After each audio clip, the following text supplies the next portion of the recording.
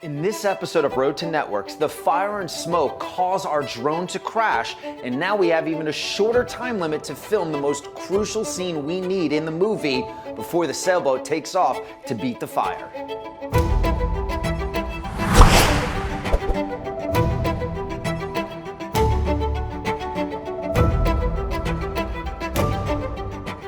Jackson, the story comes to Captain Matt. Really, his head is just all over the place. He can't think. His life is a mess. His father is about to die, maybe, and he just comes to escape it all, to get away from it all, and to clear his mind, because he remembers from conversations with Captain Matt that he said that there's something about the water, about the sea, that helps to bring you answers that you're seeking. It helps you heal. Yeah. There's something about the water, being on the boat, being away from everything, basically shutting down social media and being able to actually go into your own mind and deal with life, where I think most people, and I think this was the struggle that Jax had, was he had to turn off the world. Mm-hmm. He had to find solace. And what better place than in the open waters?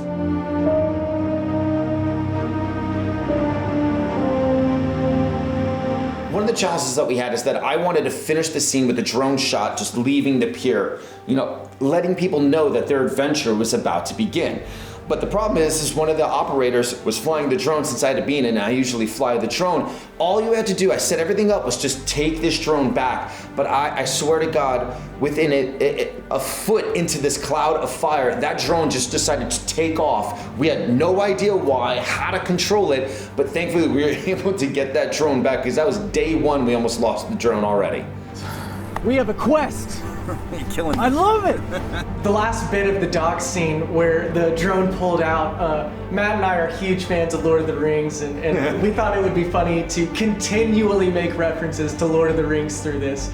And so I was Samwise to his Frodo, and we were on our quest. We had begun our quest to get rid of the One Ring, to get rid of his brain fog, and to save the world, save his world. I'm not gonna lie. So one of the coolest things about this movie is that I am a nerd with Lord of the Rings. I actually wear the One Ring on my hand.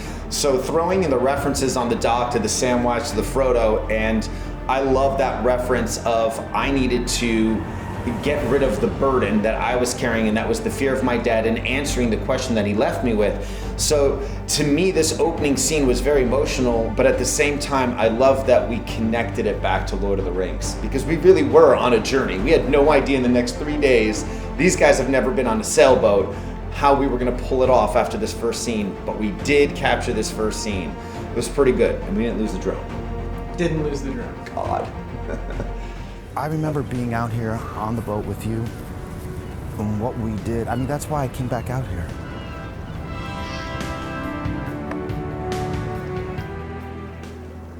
So tell me the truth, how's your dad? Honestly, man, first, I just turned 44. Yes, I did. Hey, happy birthday. Thank you. You're welcome. Riley keeps calling me an old man, and as funny as it is, she's not wrong. This is the first time I'm looking at life from the other side, that time is now ticking down. Usually time ticks up. You're waiting to get to 16 so you can drive, 18 to vote, 21, now it's like I'm on this other side. And then my dad called. What did he say? He's got cancer again. This is the second time he's gone through this. You guys go through 10 weeks of radiation. I don't think he can make it through. Oh man, that's intense. I can't even go see him. They're not even letting me see him in the hospital right now. What do you... Crazy thing is what he told me right before he hung up. He just said, finish what you started. What do you think he meant by that? Knowing my dad, I love him to death, but he's super cheesy. I think he kind of meant like, I can feel the dreams, build it and they will come. Yeah. I think he knows that over the last 5 years with, our movie not making it and some of my other movies not making it, I think he wants me to finish a movie. But I think Aren't you doing that? Aren't you making movies? I am, but the problem is I keep doing movies for other people. I don't make my own movies. The one thing that was cool about my dad and I was that growing up, we both had this fondness for history in Europe, or the Knights Templar. We always loved, watching Indiana Jones and how they were always hunting for the Holy Grail. I went out to Europe and I started filming that stuff. That's what got me into it. That trailer of that movie is what basically got me picked up. I think he maybe wants me to finish that movie. But that sounds stupid. What do you have to do to finish this movie? I just have to write a script, I guess. That's it? It seems a little bit, when you say it like that, yeah, it seems pretty easy. It does seem pretty easy. Maybe you're right. Well, then write the script. Yeah, maybe you're right. That's why you came out here. You think?